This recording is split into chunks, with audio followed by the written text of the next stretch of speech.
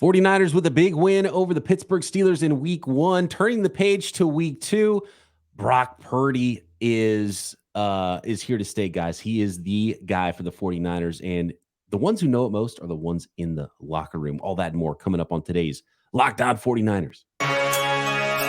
You are Locked On 49ers, your daily San Francisco 49ers podcast, part of the Locked On Podcast Network, your team every day.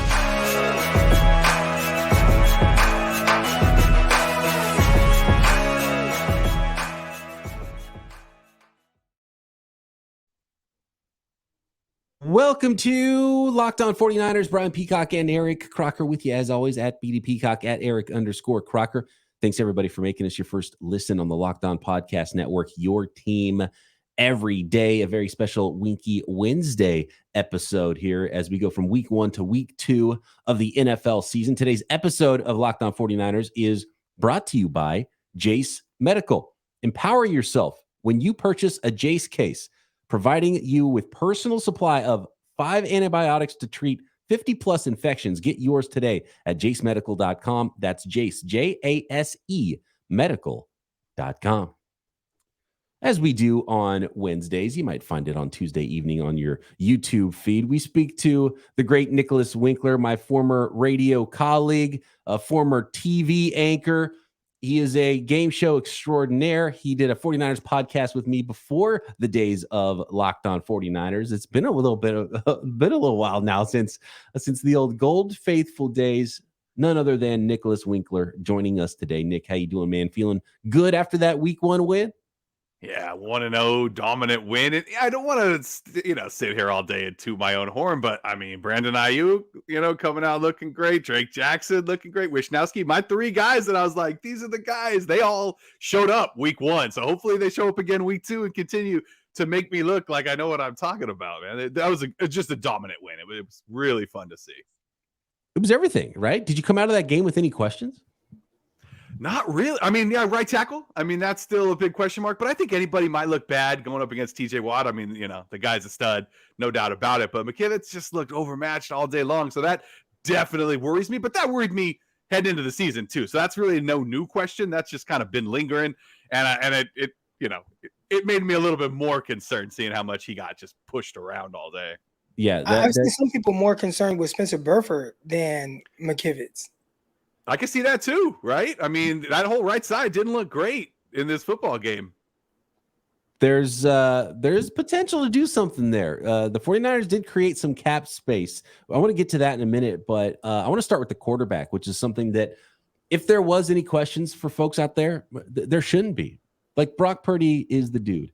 And even if you are not sure, or there's a 49ers fan out there that they loved Jimmy, or man, they were so hyped and they got a number 5 Trey Lance jersey and they don't like how that whole thing went down. And they're not sure about Brock Purdy. He doesn't have a big arm, and there's questions there.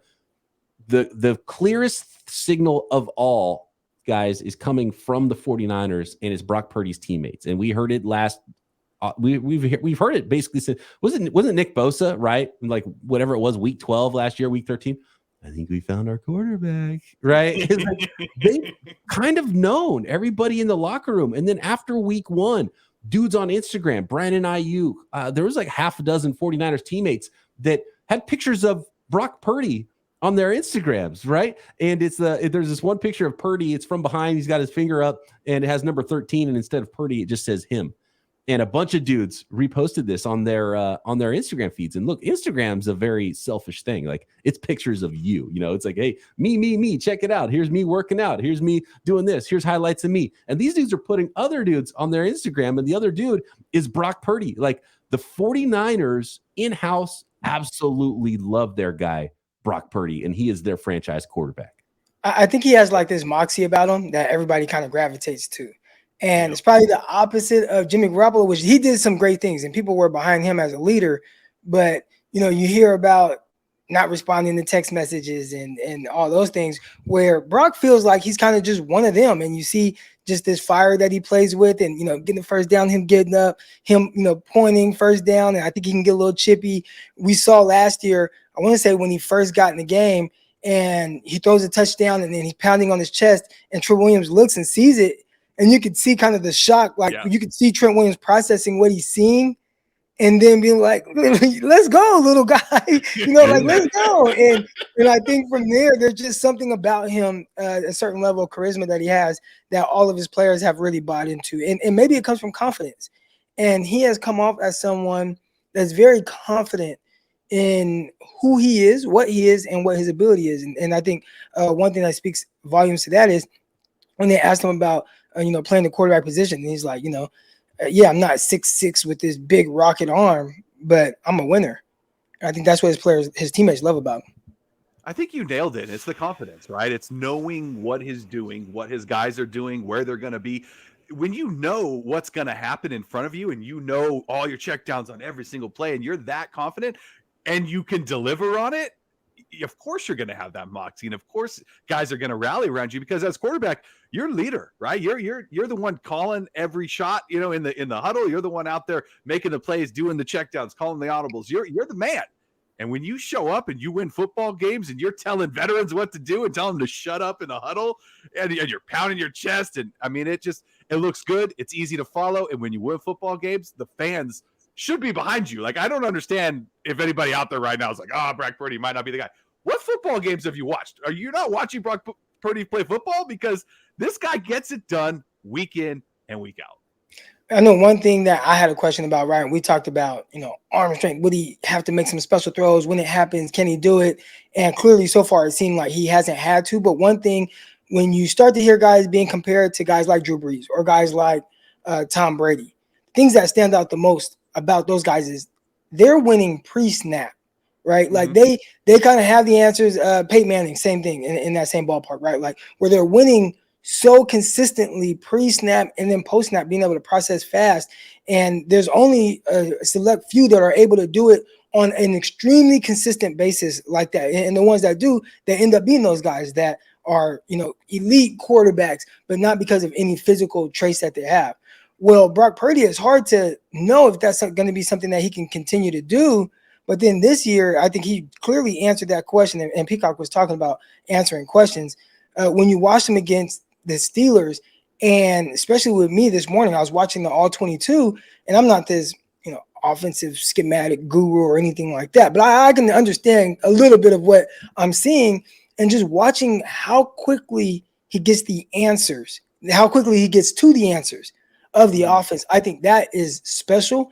And again, I don't want to say he's going to be Tom Brady or anything like that. That might be a week one overreaction, but if you were to tell me, we were talking about me, right? Like, before we got on here, like, hey, if you would have told me at 20 years old that you'd be doing these things at, in your mid-30s and talking into your watch and things like that, like, it's like, no, I wouldn't have believed you. If you tell me 10 years from now that Brock Purdy is like this elite, multi, winning Super Bowl quarterback, I would believe it based off of what we've seen so far. Yeah, I think you nailed it when you're talking about that pregame thing, right? Peyton Manning went to Denver. He won a Super Bowl with throwing like 40-mile-an-hour fastballs with his arm, right? It's not about arm strength if you know where somebody's going to be and you can get it there before the defender gets there. And Brock seems to be pretty good at that. Most quarterbacks aren't. Like I was just watching, it was the quarterback from Cincinnati, Desmond Ridder. And I said, the quarterback, the running back kind of get out the backfield and he's looking right. And he just never gets back to where the answer is. And that's most people. And that's why sometimes you need more like special traits, characteristics. And that's why you see a lot of the NFL going towards that, because most quarterbacks, they just don't get to the answers that consistently that fast. Like it's normal not to. It's abnormal to see someone consistently get to the answers. And then make a little bit of plays on top of that with his legs, just that little bit extra that he has. And then he gets the ball out in timing. When he sees it, he releases it quickly, accurately. It's like, and I think the biggest thing for me coming into this season was, okay, we saw it last year. It was like, are we really seeing this? What's going on? When he came like that Tampa Bay game, like I'll never forget that with Tom Brady on the other side and the stadium's chanting his name. It was like, what is going on? Is this really happening? It's like, okay, hold on. Dad's crying. Yeah. Okay. That was the Niners were red hot, small sample of games there. He had arm surgery in the offseason. Okay, let's see it again. It's like, I'll be damned. He's still doing it. This is who he is. Brock Purdy. Next, Croc. You have a list of names. Like how good is Brock Purdy? Is he a top 15? As Micah Parsons said, is he a top 10 quarterback in the NFL? Where does we have to start talking seriously about where Brock Purdy ranks amongst NFL quarterbacks? Because as some 49ers teammates have said, he is him next. Today's episode of Locked On 49ers is brought to you by eBay Motors. Our partners at eBay Motors have teamed up with Locked On Fantasy Football host Vinny Iyer to bring you some of the best fantasy picks each week, all season long. Whether you're prepping for your daily fantasy draft or scouting the waiver wire, every week we're going to provide you players that are guaranteed fits on your roster. So let's see who he has picked out with eBay's guaranteed fit fantasy picks of the week. And how about Patriots running back Ramondre Stevenson? He had a tough time running in week 1 against the Eagles, but saved his fantasy value with his ability to catch the ball. 6 catches for 64 yards, but expect him to get it going on the ground a little bit more in week 2. Going against the Miami Dolphins, they got gashed for 208 yards and 2 touchdowns by the Chargers. Stevenson's burst and quickness make it even more of a favorable matchup against Miami's pass rush-oriented front. Vinny Iyer from Locked On Fantasy Football is going to help you win your fantasy championship. And eBay Motors knows the championship team is about each player being a perfect fit. And it is the same with your vehicle. Over 122 million parts for your number one ride or die. You can make sure your ride stays running smoothly. Brake kits, LED headlights, roof racks, bumpers, whatever your baby needs, eBay Motors has it. And with eBay's guaranteed fit, it's guaranteed to fit your ride the first time, every time, or your money back. Plus, at these prices, you're burning rubber, not cash. So keep your ride or die alive at ebay.com/motors. eBay guaranteed fit, only available to U.S. customers, eligible items only, exclusions apply. How good is Brock Purdy? Even guys on other teams are starting to recognize that Purdy is the real deal, as Kyle Shanahan puts it. I mean, it's still crazy that Kyle Shanahan's like, oh, dude, we drafted this guy number 1. Nope. Later, we found our dude. You know, that's how, like, the 49ers believe everyone else is coming around. My guy, Matt Williamson, the host of Peacock, co-host of Peacock and Williamson, he's like, I don't know, Brock Purdy, Kenny Pickett, they're probably the same guy at least. I might take Pickett over Purdy. And then he's like, oh, okay, they looked a lot different on Sunday. They might be built different, as they say. And Micah Parsons was asked about Brock Purdy, and he said that he's like, man, he's a good player. He's probably a top 15 quarterback in the league. Top 15, that sounds nice coming from an opponent, right, guys? But that's a middle-of-the-road starting quarterback. Where is Brock Purdy? Where does Brock Purdy rank? Is there 14 better quarterbacks right now in the NFL than Brock Purdy? The stats say that Brock Purdy's better than top 15 even. I think when you look into the quarterbacks, and anybody could say, you know, oh, this guy's top 10 or this guy's top 15, but then you actually have to put the names to paper and say, okay, like, who is he better than? Even if you feel like he is kind of this potential top 15. So I actually wrote names down, and in really kind of no particular order, just kind of the first names of quarterbacks that come to my mind. And you think of the Patrick Mahomes, Joe Burrow. Do we have to put an asterisk next to Josh Allen? Because I don't know what the hell is going on with him. And Joe Burrow, right? Oh, and Joe Burrow. Joe Burrow was the worst quarterback, even worse than Kenny Pickett in week 1 in the NFL. And Josh Allen's throwing picks like Brock Purdy in training camp practice. We don't see Brock have, or at least we haven't so far. Again, we can say small sample size because we've seen these guys have special years, and we definitely see what Brock is doing right now. But we haven't seen like ugly Brock. Like last night was ugly Josh Allen. Like that was ugly. Does it exist? We don't know. He matched Purdy's career interception total in one game. In one game to one guy. And he looked flustered all night. And that's the thing sometimes too. And look, we all want those guys that got these crazy physical attributes. But sometimes I think in the back of their head where Brock, he's playing with timing and rhythm because maybe he feels like that's more of what I have to do, even though he can make a play off script, but he's not going to run for 800 yards in the season like Josh Allen will, right? But is it this thing that kind of is like a block in the back of their head that stops them from getting to quick decisions because they know ultimately I can use my athleticism to take off? And if that's the case, I mean, that could speak as to why you see such inconsistency with the play of Josh Allen. And we could see him make some really good throws and have some good games. But then like yesterday, I mean, that was some of the worst quarterbacking we'll see all year from Josh Allen. Like that wasn't great. Even Greg Pinelli was like, man, he stinks. Called him lazy and all double coverage. He's throwing behind his receivers. He's not protecting the ball. It looked that was bad. like the Favrean bad Favre just chucking it YOLO. Like what are you doing, man? Yeah. Like you said, but as far as the names, you know, you could kind of go through a list of guys and then you start to think of who would I have Brock over. All right. So and not only want to say for the 49ers, I would say if you're building a team, I think that's the better way to do it.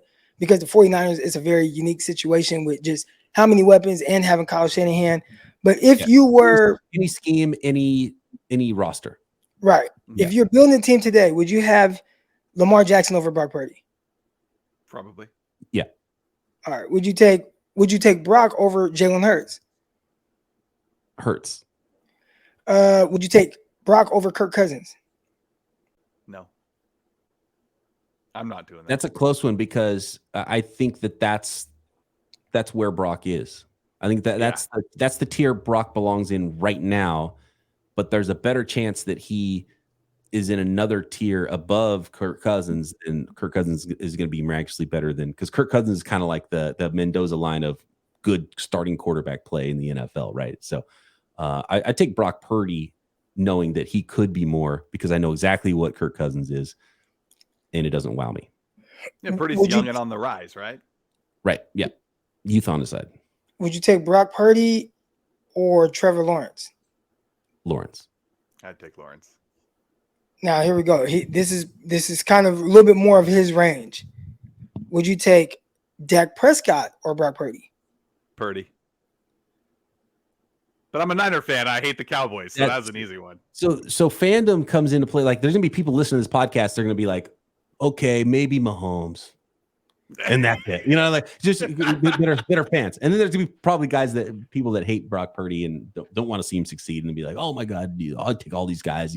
Because Purdy has a weaker arm than everyone we've talked about so far. But again, we just talked about the reasons why the arm is not what matters for Brock Purdy. Dak throws a lot of picks. I'm not into it. Yeah, I'll name 4 more guys. Okay. All right. Brock Purdy or Tua? Purdy. Oh, man. Tua's head scares me. I don't like the concussions, but man, you see Tua in similar offense. Yeah. That looked good. That was the best I've seen Tua. He made some mistakes too, but he made some throws, stepping up, big time throws. It would be fun to see what Tua looked like with Shanahan, because we see what it looks like in Mike McDaniel's offense. So right now, I think you got to say Tua. Yeah, and I think there's a little bit more room for error because he's throwing the ball to Tyreek Hill that's just outrunning everybody. Yeah. So there's a little bit more room for error with that. Brock or Deshaun Watson? Brock. Jimmy G or Brock Purdy? You got to go Brock Purdy. Man. Yeah, he's the leader we need. He's like more aggressive, more athletic Jimmy G. And then last one, Matthew Stafford or Brock Purdy? I mean, long term, I'll take Brock, but for right now, it's Stafford still. I mean, Stafford was really good. So you guys really kind of just based off of that, you really have him around 11 or 12. So I like that exercise more than just going, well, he's a top 15 quarterback. It's like, well, okay, look, let's list off some of these other guys and then try to figure out where he would be. And based off of your answers, y'all would have him right there around 11 or 12. Yeah, I would take him over Derek Carr, who's in that, I think, Cousins, Jimmy G tier. I think Cousins is kind of the top of that tier. And I think Brock's right there. Yeah, 11 or 12. That sounds perfect. And look, he's played 9 games in the NFL. Let's see where it goes. Maybe it's higher. Maybe he's a single digit guy. Keeps playing like this, he's definitely going to be a single digit guy. He's him. And that's Kirk Cousins. You talked about him being Josh Allen a pass for week 1, I think. Right. You talked about him being in that tier of Cousins, and Cousins is kind of right around 8 or 9. And it feels like he can't, that's where it stops. Like, you can't move up anymore. Yeah, and when we start talking about the more like elite talented guys, typically there's something that just props them up just higher like than we'll ever view Kirk Cousins for whatever reason. Mm-hmm. Like what is it? Why is it that Kirk Cousins is there? Well, it feels like he hasn't really like won the big games, right? So he's kind of stuck in that tier. Why can't he win the big games? Because in the playoffs, when it gets tight, and now you have to have something that takes your team over the top, I think Cousins is kind of like he's missing that. So it's clear, like, well, if you just for a game, it's like, do I want Jimmy G or Kirk Cousins? You might say Kirk Cousins because it's just like you just see him be more consistent with certain things. But when it starts to get real and it starts to get tight, and you got to play playoff football, and that's where we've kind of seen Brock, but not really. It's like the Seahawks game. It was like okay. Then the Cowboy game, the defense was outstanding. They held a super Cowboy team to 12 points. But when it starts to get real, you got to go toe to toe with somebody. That's what's going to really determine where we see Brock. Like when it's like, okay, Brock, it is on you. It's not on, that playoff game against the Rams a couple years ago when the 49ers really struggled to run the ball, right? Jimmy Garoppolo was at quarterback. They struggled in that championship game to run the ball. I think they averaged like 2 yards a carry, 3 yards a carry, something ridiculous like that. Your defense maybe isn't getting all the stops, especially late. They held on as long as they could, but late. Now it's like, well, you have to be the guy. We need you to make some throws. That happened in the Super Bowl too. And it's like Jimmy G was just like, I can't. That's not really me, right?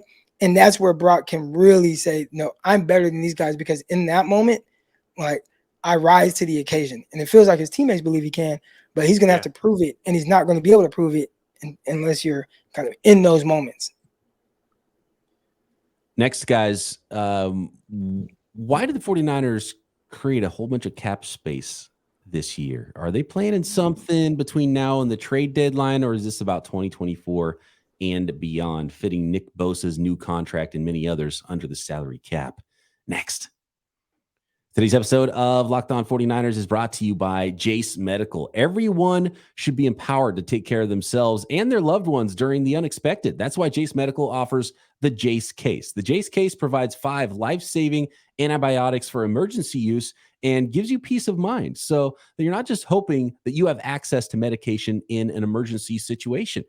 For example, maybe you're camping, you're somewhere with your family where there's no cell reception, and now you have this emergency medical case so you can take care of what you need to take care of in any emergency situation. Jase Medical makes sure you have the medication in hand, and Jase Medical is simple. They handle everything from the online evaluation to licensed pharmacy medication delivery and ongoing consultation and care. So don't get caught unprepared. Save more than $360 by getting these life-saving antibiotics with Jase Medical, plus an additional $20 off by using code LOCKEDON at checkout on jasemedical.com. That's Jase, Jase medical.com. Get yourself a Jase case, jasemedical.com, promo code LOCKEDON. What about Aaron Rodgers? Before the Achilles injury, I'd take Rodgers over Purdy. Post Achilles, 40 years old now. Man, I don't know. I might be on the whole. What do you think? What about trading Sam Darnold back to the Jets? Better get something good for it. Yeah. Right? I mean, backup. Yeah. Well, they brought someone in today, right? It was rough watching. It was rough watching Zach Wilson. Like I didn't. Yeah. He doesn't look like it. He doesn't look like him. I am a football fan. I'm a football fan before anything. I always say that. Like, I'm a football fan before anything. I love watching football. I got in trouble in the comments on here. Everybody's like, Croc, pay attention. And it was like, I'm trying to, but I'm watching Jimmy Garoppolo on this TV. Like, I just love, they're like, you're distracted. You're distracted. Focus. All right, so I'm focused. But I love watching football, and I love watching good football. I didn't even enjoy the 49ers Steelers game because it's just like, this isn't good. I mean, like, the 49ers are playing great. That's awesome. But this is boring to watch. I love watching good football. We will be very bored watching a lot of Jets games who are going to be on prime time for the rest of the year because there's no Aaron Rodgers. And that sucks for the NFL. It sucks for me as someone who just loves watching good football. And yeah, hopefully if they come and, hey, can we get Sam Darnold for a second or something like that? I would actually say no. I don't want the next quarterback up to be Brandon Allen. Like the only way that I would say yes to that is if you were to give me a first round pick. Like, I don't care how you feel about Sam Darnold.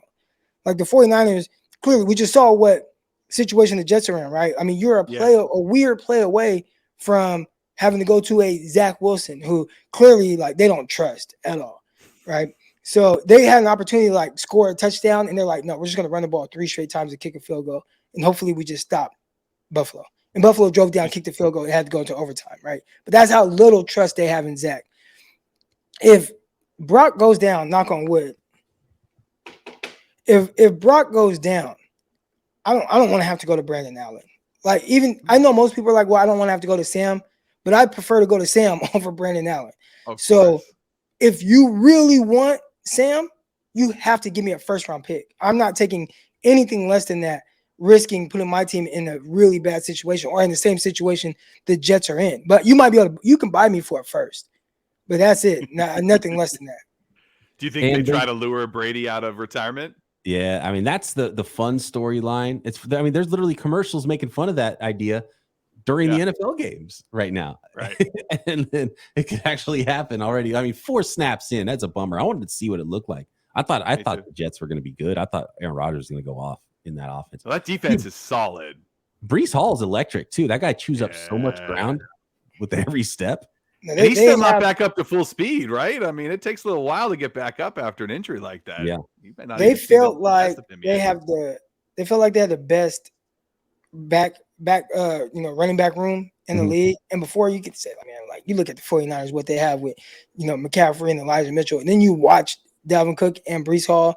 And it's like, man, maybe they might be onto something because those guys are sweet catching the ball, running the ball. I feel like you didn't lose anything when either one was on the field, and they were both good. They were both good catching the ball, running the ball. They ran with power. We saw Breece Hall break off a long one. We saw Wilson, the receiver, celebrate too soon. Clearly, he hasn't watched enough Ayuk and Ray McCloud to see how they just go and block down the field, finish the block. All right, but that running back room is something when you do have a quarterback like Zach Wilson, and we'll see how he ends up playing if he's learned anything.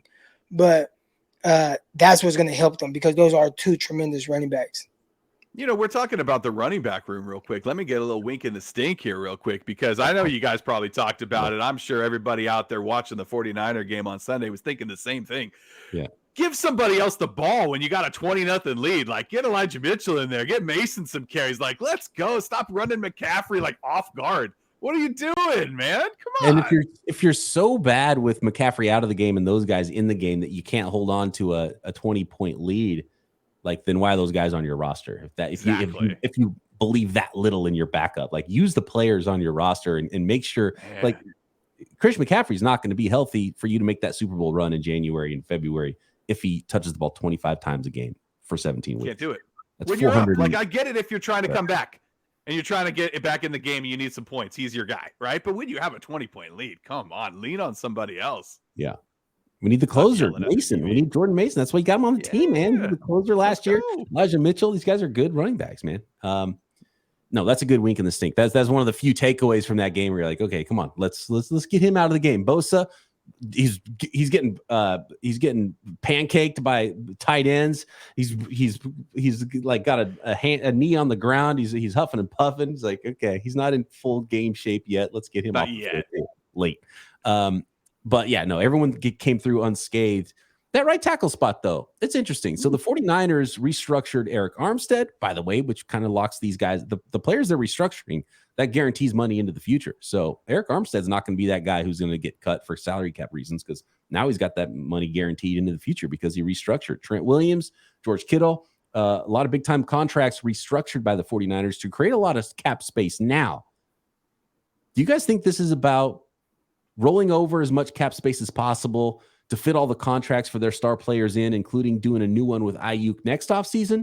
Or do you think they're maybe planning something? Maybe keeping an eye on that offensive line situation. Maybe creating some space to make a deal mid-season for, say, a right tackle or another spot. This is maybe one of those situations where you want to push it to next season, right? Like that's why you're doing this. But you're also like, okay, if we need to fill something, we've got this kind of safety net here to catch us. We don't want to use it. It's our savings. But if we have to, like, yeah, let's go make a move. Like if they're close and a key person goes down somewhere and they have to go out and get somebody, they've definitely got the space to do it. I think that's the perfect way to put it. Like they have options. If they need to pull that lever this year, they would rather not do that. And I think the main purpose of this, and I know people are talking about like Brian Burns and like big name guy, like that's not what amazing this was. Like, we'll see what happens, week 8, what's going on. The 49ers might have to make a deal. Something happens, unforeseen, whatever. And they're trying to make this Super Bowl push. Maybe they see the right deal and the right player, and they've got space to make that deal if they want to. But I think this is all about future cap space, rolling over as much as they can into next year. That's what I think. And they have more levers to pull next offseason when it comes to those restructures as well. And we've seen it with the Saints. We've seen it with the Los Angeles Rams. The 49ers have a lot of expensive players, and that's sort of the the other side of having stars and having a good roster is you got to pay a lot of guys. So the 2-year window, if Brock Purdy is him, he's going to get a him-sized contract for quarterbacks, which is absolutely huge. If we thought the Bosa contract was big, that's 2025, right? So this 2-year window, 2023, 2024, that is the big cheap quarterback window for the 49ers to go win. So they're giving themselves options in that window to do what they need to do to go get that title. So I think that's what the cap space is all about. By the way, Wish Watch. Oh yeah. I can't get out of here without mentioning Wishnowsky. I mean, he, during the preseason, there was a lot like, what's he doing out there? He was working on stuff, guys. We mentioned that, and he proved it because not only were all 3 of his punts inside the 20-yard line, they're inside the 5-yard line. 1 went to the 5, 2 went to the 4, and 1 got brought back to the 6. Like, this is a guy who just gets it done week in and week out. Wishnowsky, the man, yet again, showing it to everybody on Sunday. Hopefully we don't see him again all year. Hopefully that was it. Hopefully there's no more punts. And do a good job holding for young Money Moody, who was and he ran it too. On that little botch, like on the offsides, he was ready to lower his shoulder and go get that first down. He was looking good. You're like, oh yeah, that's right. That rugby background. He was not afraid to carry your breath though, right? Rock a little bit. I want to see him cut it back inside and just keep going. By the way, the New York Jets, come calling Sam Darnold. Croc says it's a first-round pick. The Jets now will have their first-round pick next year because it was conditional second or first-round pick, depending on Aaron Rodgers playing whatever percentage of the snaps, which he's obviously not going to play now for the Jets. So second rounder that goes to Green Bay, and the Packers do have that tasty first-round pick. You know what I think is more likely, though, is a couple of other NFC West quarterbacks, maybe Matthew Stafford or Kyler Murray being mid-season trades to New York. Something to think about. It's going to be interesting. There's going to be some trade deadline moves this year. Maybe the 49ers are one of them. They do have that cap space. Wink, thanks as always for joining us on this Winky Wednesday episode. My pleasure, guys. Bring on the Lambs. Let's go. Rams in week 2. Of course, we're going to have that all broken down for you here on Locked On 49ers as we do every day. Shout out to the everydayers. Make sure you are subscribed on YouTube and everywhere you get your podcast. Croc and I back tomorrow. Locked On 49ers. See you. Subscribe to this video.